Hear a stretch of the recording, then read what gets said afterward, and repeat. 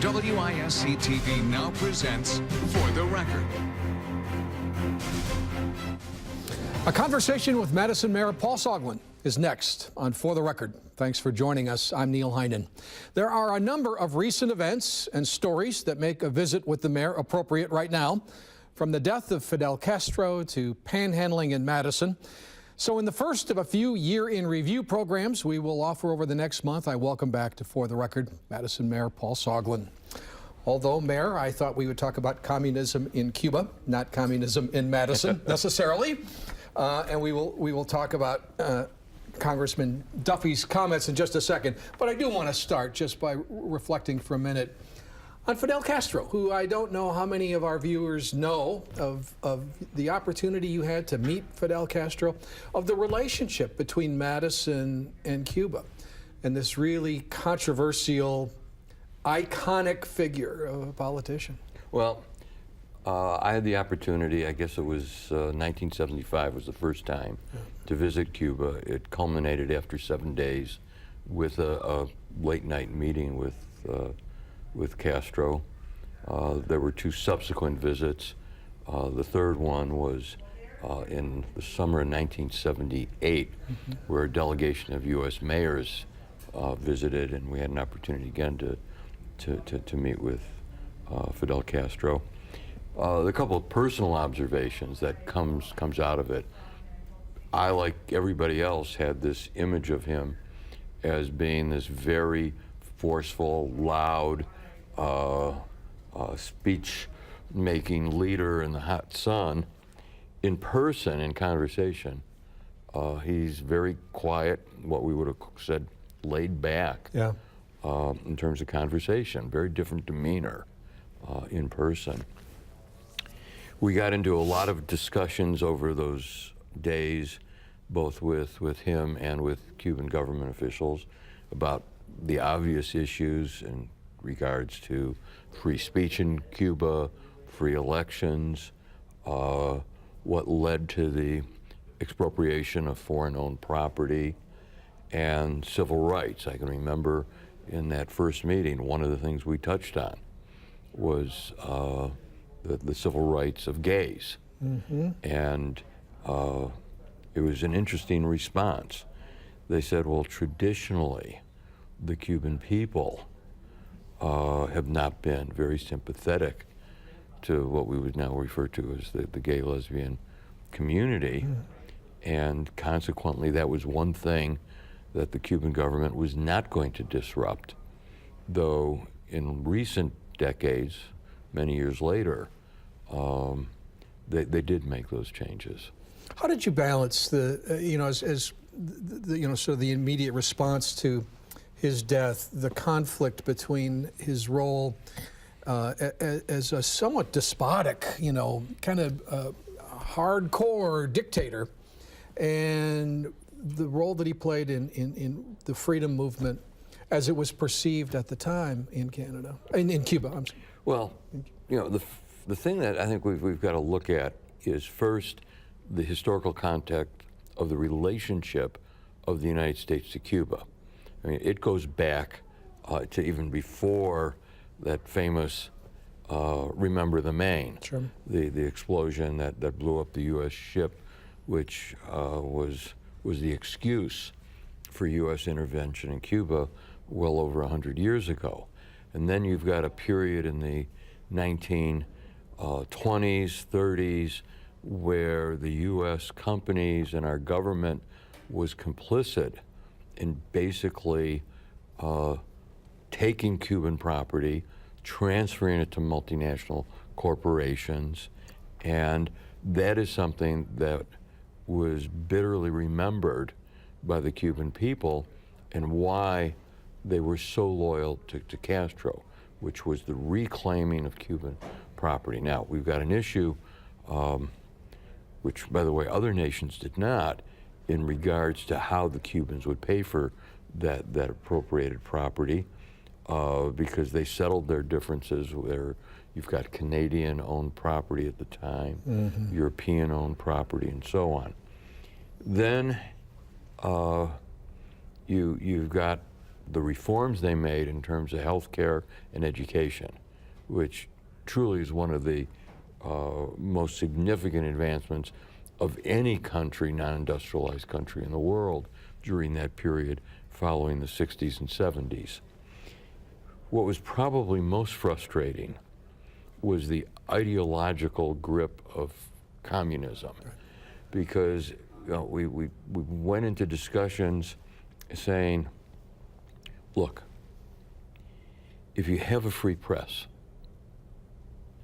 it is not going to do anything to displace Castro. If you have free elections, it's very clear from his popularity that he is going to win. If you stop with the political prisoners as part of this, it's not going to change who's running the government, and it'll be a statement to the rest of the world that you're a democracy. And the response was, to us, you don't understand the nature of communism. This is the way it has to be. This is the way a communist state evolves. It was sort of like banging our heads against the wall. Sure. In having those conversations. But in the meantime, there's no denying the achievements that they made, particularly in health and in education. We could spend the rest of the show talking about the Madison relationship with Cuba, but just briefly, it's over the last 40 years, it's somewhat unique, I think, in the United States. Well, it is, because we started out with some cultural and sporting exchanges involving artistic companies, performing arts, volleyball teams, and from that we evolved into a sister city relationship, which is very active to this day. I was recently talking to Dr. Bernard Mickey, a retired physician here in Madison, and he was mentioning that they're making another visit to Cuba involving medical supplies and humanitarian work that they've been doing for decades. Now, sitting on the sidelines are those, shall we say, industrialists, both here in Madison and in Cuba, who would love to connect our dairy industries. Yep. The Cubans would love to get Wisconsin dairy equipment of all sorts, milking machines, transports, everything. But we're just gonna have to wait on that. And a tip of the hat to our friend Ricardo Gonzalez, the founder of the Cardinal Bar, who keeps those ties very much in there.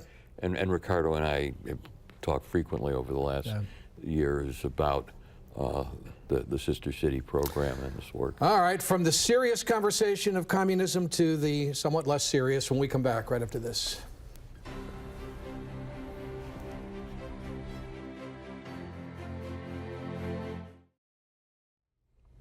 I am back with Madison Mayor Paul Soglin, and we just spent a little time talking about Fidel Castro. So coincidentally, Sean Duffy, congressman from northern Wisconsin, pulls out the communism. I mean, you talk about a worn stereotype. Well, and yet, I want to get you responded to it in good humor. But, when you think about Kathy Kramer's book and the politics of resentment and how people perceive Madison, and to perpetuate that kind of thing seems odd to me. Well, we looked at this as an opportunity, and it will be over the coming months and years, to have a firm engagement about different political philosophies. What do we do about the future of the state? Madison is successful economically. First of all, Wisconsin is one of the poorest performing states by so many metrics, whether we talk creation of jobs, whether we talk about entrepreneurship, creation of new businesses, which is the source, whether we talk about the crumbling roads and highways, the failure to support our schools. By all these metrics, we are doing very poorly. So we've got two diametrically opposed philosophies that are being fought out now. One is the legacy of Walker becoming governor, which is you simply do not tax and you let these programs suffer. And then you've got the philosophy we've got in Madison, which is a public-private partnership with a commitment to wise investment. It means taxation, and it results in what we've seen in this community, in this county, in this region, which is economic success. We are going to get through. It won't be easy, but we're going to get through the loss of jobs at Oscar Mayer. We are going to see more jobs created. We're going to see the development of more housing, both apartments, affordable, and as well as single-family homes.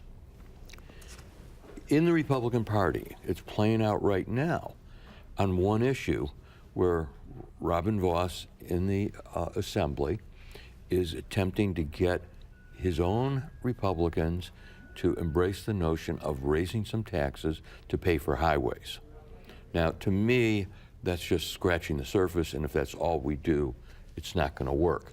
But I see this as an opportunity between what Duffy said, what Vos is doing, to say, okay, we have got to raise taxes.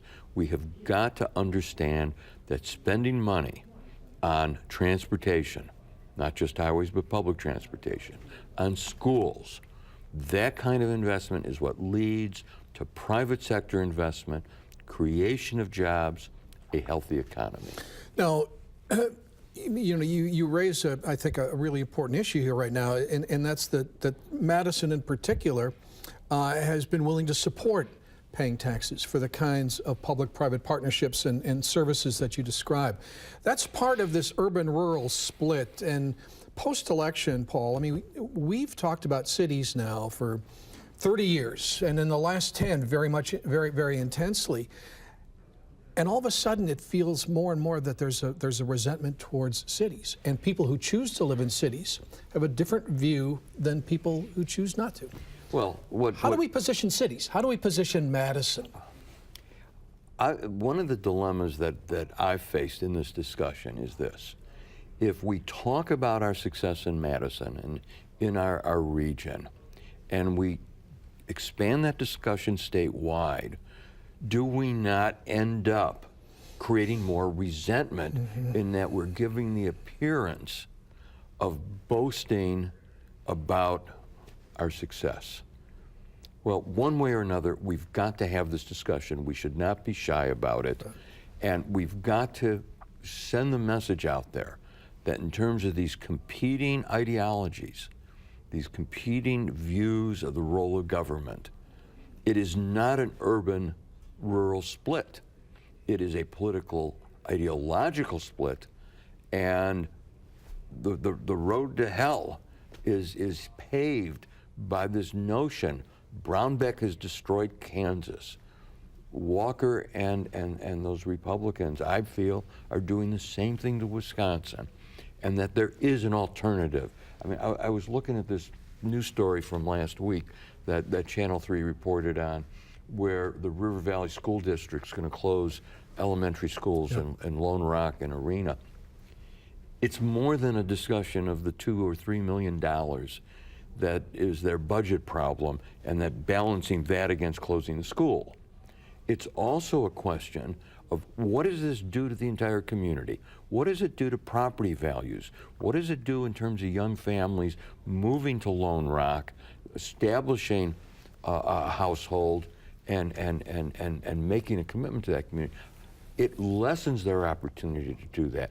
And in terms of employers, the one thing employers want more than anything else is not lower taxes. It is a trained, intelligent workforce. Well, are folks with those kind of skills going to want to go to a community that's closing its middle schools? That's the challenge. It reminds me of the book, Caught in the Middle, I think was the name of it 10 years ago, on cities. And maybe a different way of looking at this is, what would it mean to rural Dane County, rural Greater Madison, if Madison failed? You know, that's a risk that I think we... Well, I mean, look at the tens of millions of dollars that are collected in sales taxes and in income taxes out of Madison and Dane County that go into a state pool and then through redistribution programs are sent to the rest of the state. Well, really, in terms of the politics of resentment, I don't resent the fact that our work here is helping the rest of the state. What I do resent is that people like Congressman Duffy are mocking us and attacking us for that very success that is helping the people in his district and around the state. I want to talk about panhandling and poverty and housing, and we're going to do that when we come back right after this.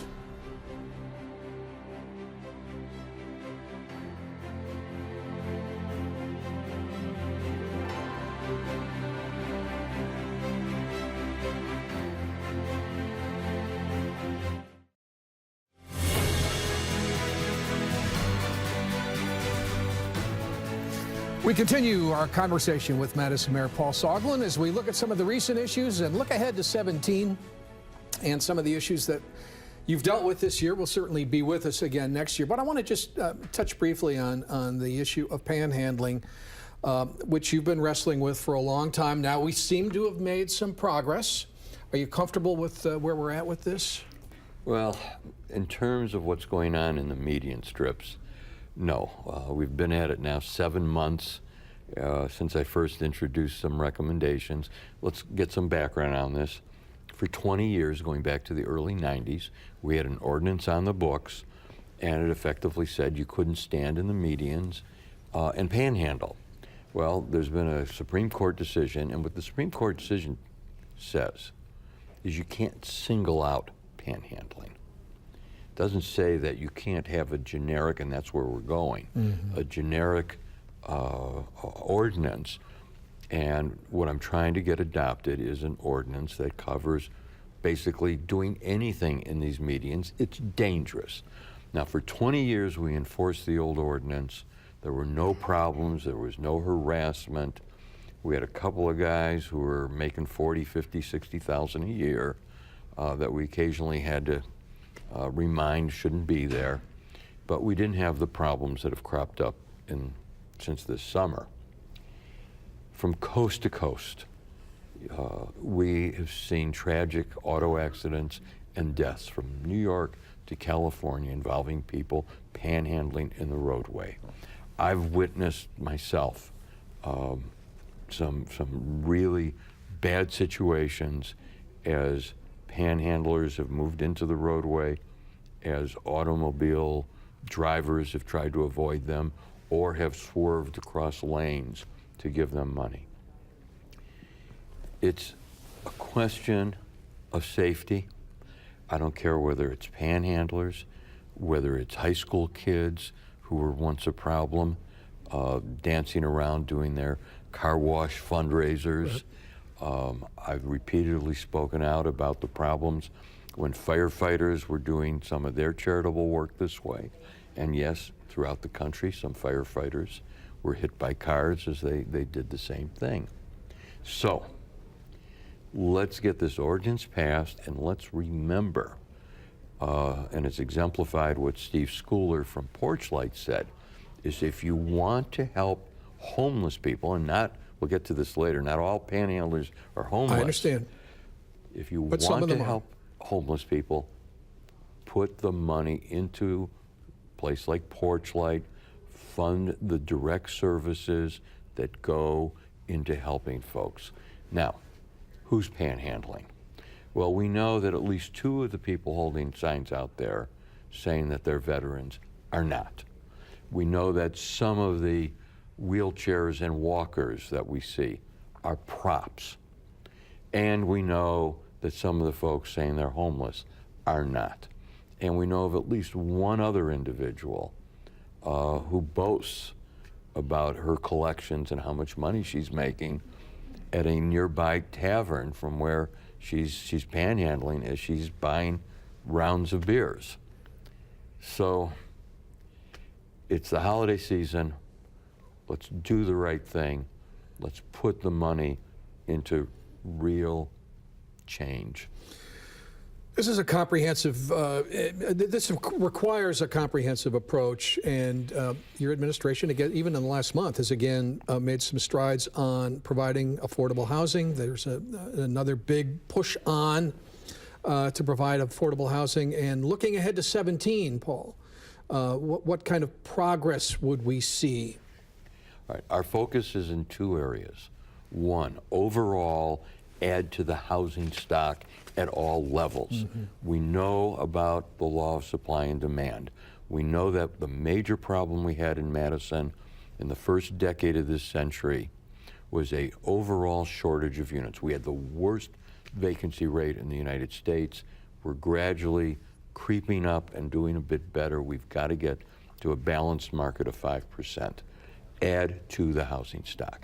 Secondly, we've got several major long-term initiatives which are rolling along. I mean, Rethke opened this summer, and no matter how I'm viewed in terms of my demanding certain rules along with compassion, we, unlike any other administration, are significantly adding to the housing stock for low-income families, adding up more affordable housing.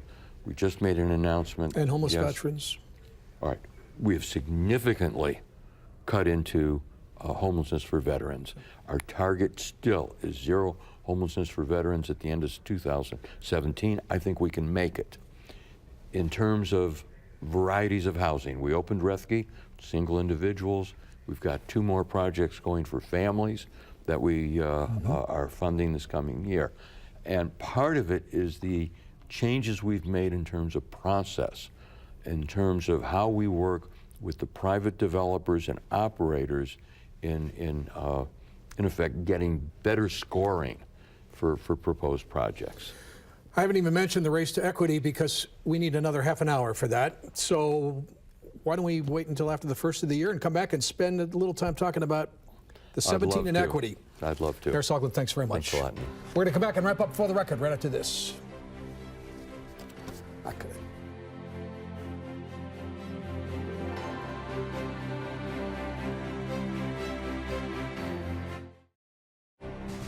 My thanks to Mayor Soglin and to you for joining us. We'll see you next week on For the Record.